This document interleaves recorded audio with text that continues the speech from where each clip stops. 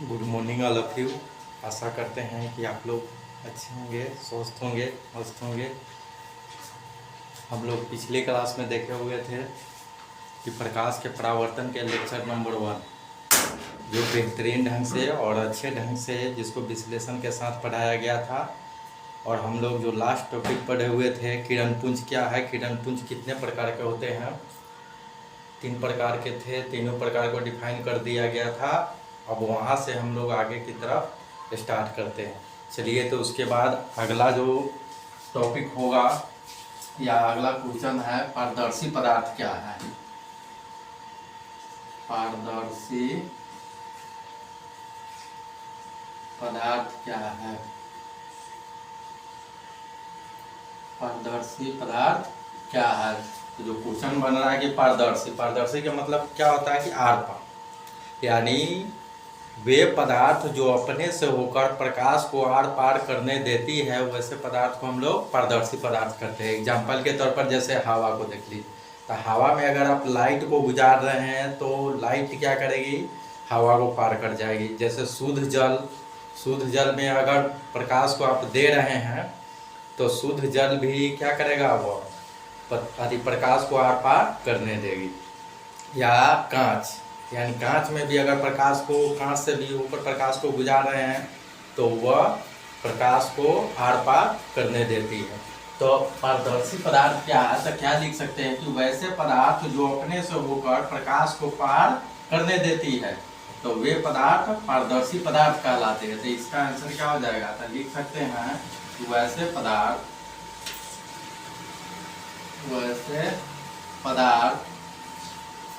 जो अपने से होकर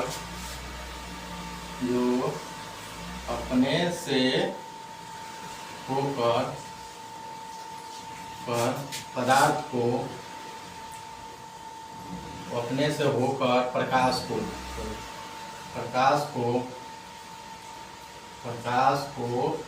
पार करने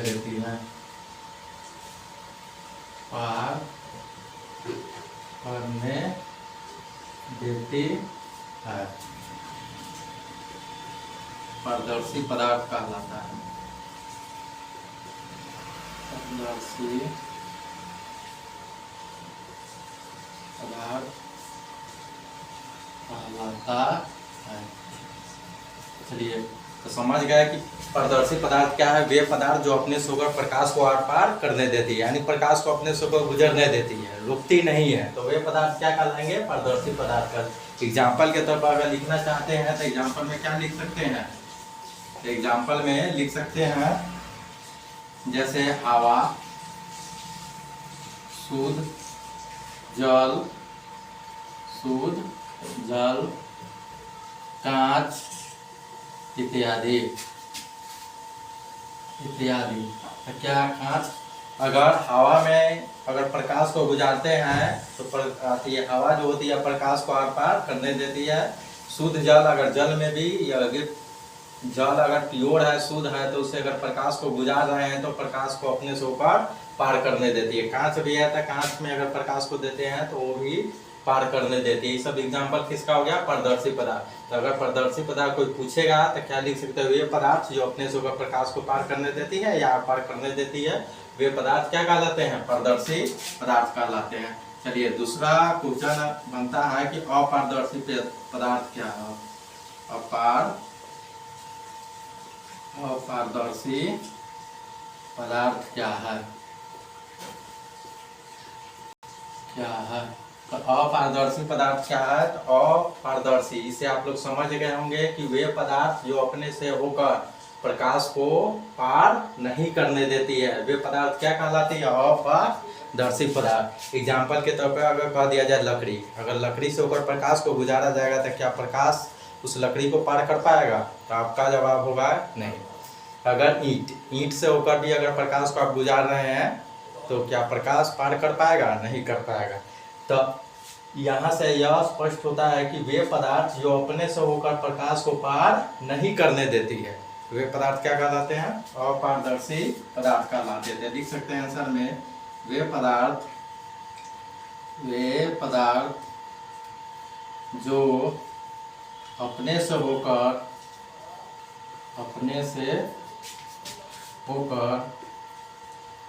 होकर प्रकाश को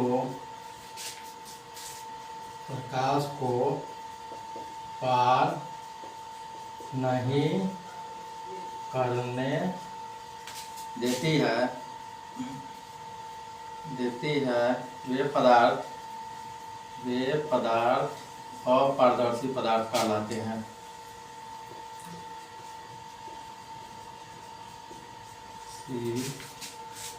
पदार्थ कहलाते हैं। एग्जाम्पल में क्या लिख सकते हैं? एग्जाम्पल में हो सकता है जैसे ईंट हो गया, लकड़ी अगर इससे होकर आप प्रकाश को गुजारिएगा तो क्या प्रकाश आर पार कर पाएगा? नहीं कर पाएगा। तो इस दोनों में कोई अंतर क्या है? इसमें अ लगा रहेगा तो इससे आप समझ जाइएगा कि इसमें प्रकाश पार नहीं कर पाएगा। इसमें अ नहीं लगा है तो इससे यह स्पष्ट कर सकते हैं कि वे यह जो पदार्थ होगा वो अपने से होकर प्रकाश को पार करने देगा। तो इस दोनों में कोई प्रॉब्लम? चलते हैं नेक्स्ट क्वेश्चन। अगला क्वेश्चन, परभाषी पदार्थ क्या है?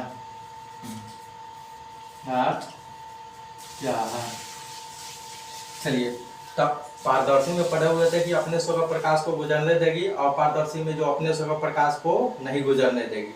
और परभाषी पदार्थ क्या होता है? वे पदार्थ जो अपने से होकर प्रकाश के कुछ अंश को बाहर जाने देती है, कुछ को नहीं जाने देती है। जैसे एग्जाम्पल, तेल लगा हुआ कागज। अगर तेल लगा हुआ कागज से होकर प्रकाश को गुजारिएगा तो प्रकाश का कुछ अंश बाहर जाएगा, कुछ अंश को वह नहीं जाने देगा। अगर घिसा हुआ कांच, अगर कांच है, अगर घिस दिए हुए है तो अगर उस पर लाइट को अगर गुजारिएगा तो प्रकाश के कुछ अंश को बाहर जाने देगा, कुछ अंश को बाहर नहीं जाने देगा। तो अर्थात इससे यह स्पष्ट होता है कि यह कौन सी पदार्थ है? यह परभाषी पदार्थ है जो अपने से होकर कुछ अंश को बाहर जाने देगा, कुछ को नहीं जाने देगा। तो इसका जो डिफिनीशन हो जाएगा, क्या लिख सकते हैं? वे पदार्थ जो अपने से होकर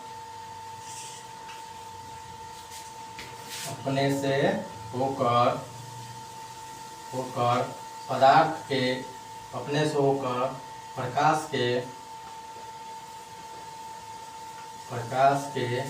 कुछ अंश को बाहर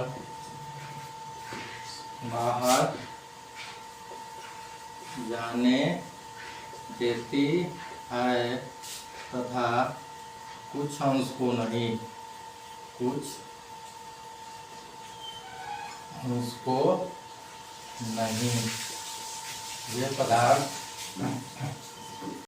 वे पदार्थ परभाषी पदार्थ कहलाते हैं। एग्जाम्पल में अगर लिखना चाहते हैं तो घिसा हुआ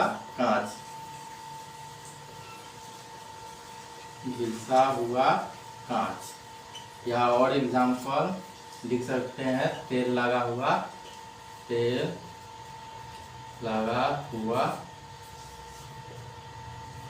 कागज।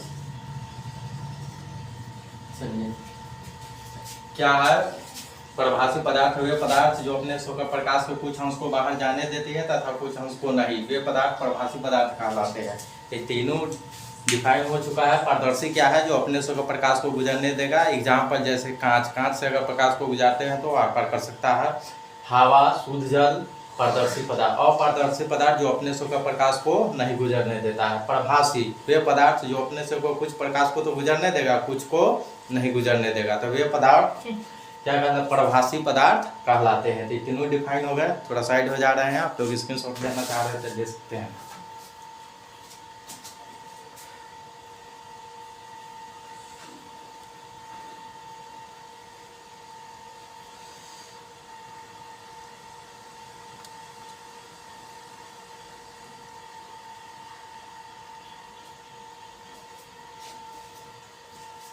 चलिए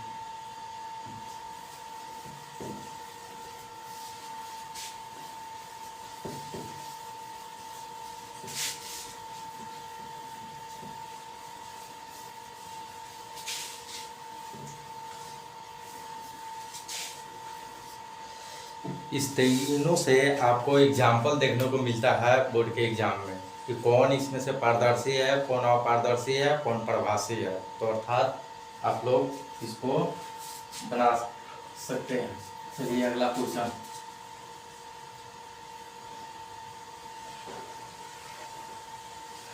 प्रकाश का परावर्तन क्या है?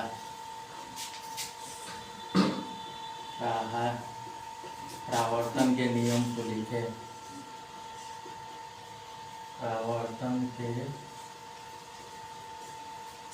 नियम को लिखे। चलिए अगला क्वेश्चन काफी इंपॉर्टेंट क्वेश्चन है, प्रकाश का परावर्तन क्या था। प्रकाश का परावर्तन, प्रकाश के बारे में हम लोग समझ चुके हैं। और उसके परावर्तन के मतलब होता है प्रकाश के लौटने की घटना को हम लोग क्या कहते हैं? प्रकाश का परावर्तन कहते हैं। जब प्रकाश किसी, देख लीजिए, अगर यह कोई वस्तु रखा हुआ है, कोई वस्तु रखा हुआ, अगर प्रकाश आ रहा है, आने के बाद इस वस्तु से टकराकर वह वापस उसी माध्यम में वापस लौट जा रही है, तो यह घटना क्या कहलाएगी? प्रकाश का परावर्तन कहलाएगी। कोई भी एग्जाम्पल, किसी वस्तु को देखने के लिए आपको जब तक प्रकाश का परावर्तन नहीं होगा तब तक आप उस वस्तु को देख नहीं सकते हैं। चलिए, तब प्रकाश का परावर्तन क्या है, क्या लिख सकते हैं डेफिनेशन?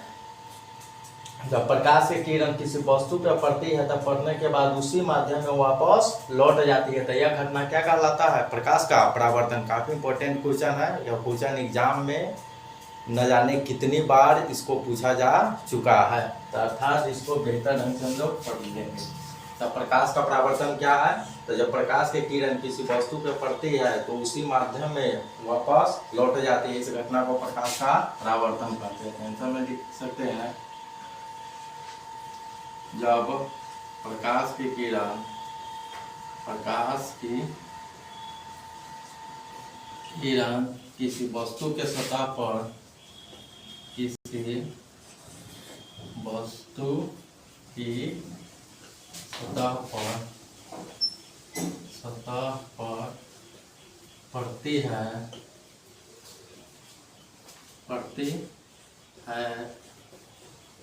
तो वे उसी माध्यम में वापस लौट जाती है,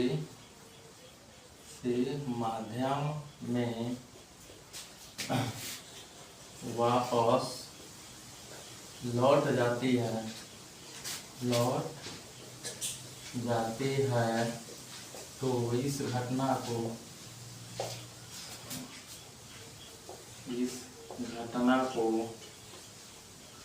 प्रकाश का परावर्तन कहते हैं।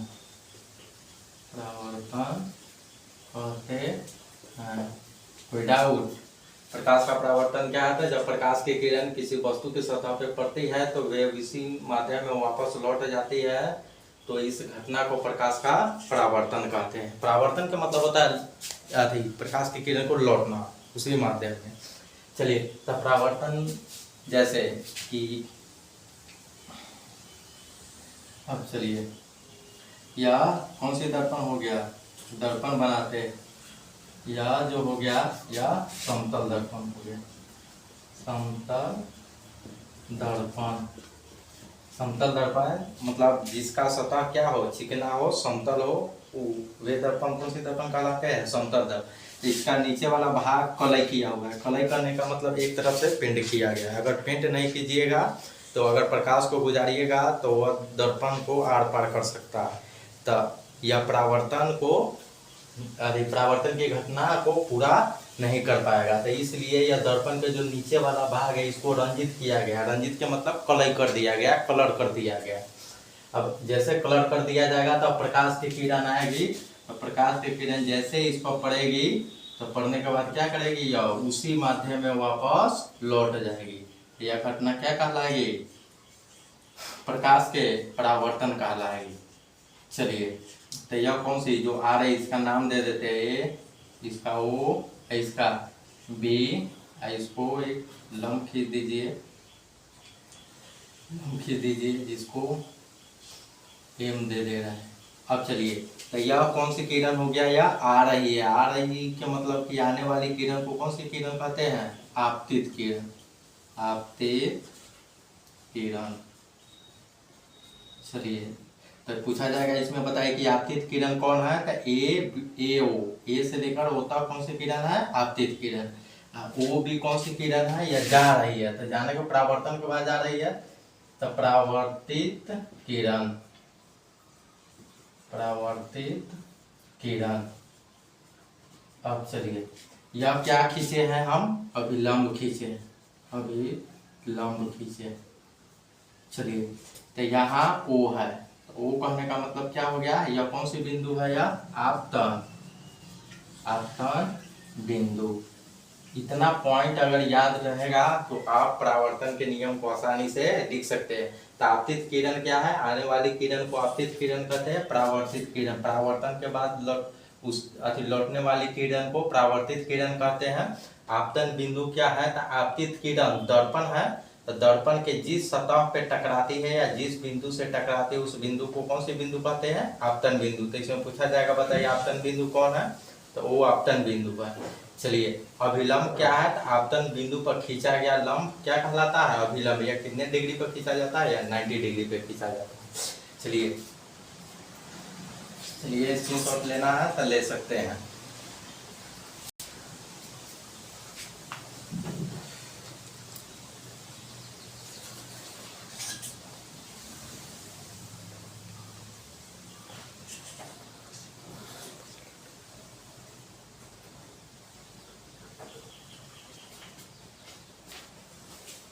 चलिए, अब चलते हैं, एक एक करके सबको हम लोग क्लियर कर देंगे। चलिए, मिटा दे ऊपर। चलिए, तो पहला क्वेश्चन क्या बन सकता है, बताइए आपतित किरण क्या है। तो क्या लिख सकते हैं, आने वाली किरण को आपतित किरण कहते हैं। क्या इस फिगर को थोड़ा ऊपर बना देते हैं, तो उसके बाद डिफाइन कर सकते हैं। चलिए, छोटा सा बना देते हैं।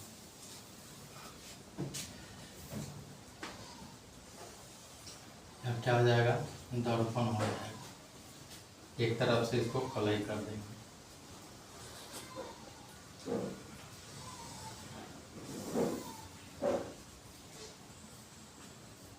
इसको ए मान लिए, इसको ओ मान लिए, इसको बी मान लिए, तीसरा गया लंब क्या मान लिए, एम मान लिए।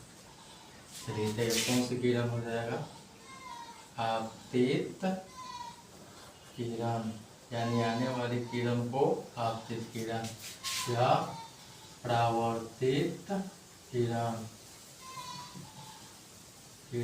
या अभिलंब। अब चलिए,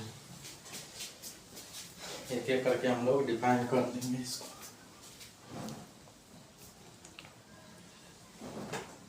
चलिए, आपतित किरण लिखे, पहला डाल देंगे क्या, आपतित किरण।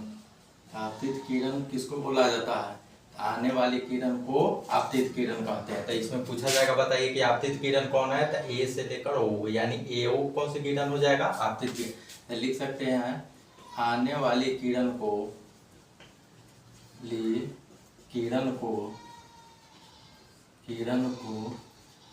आपतित किरण कहते हैं।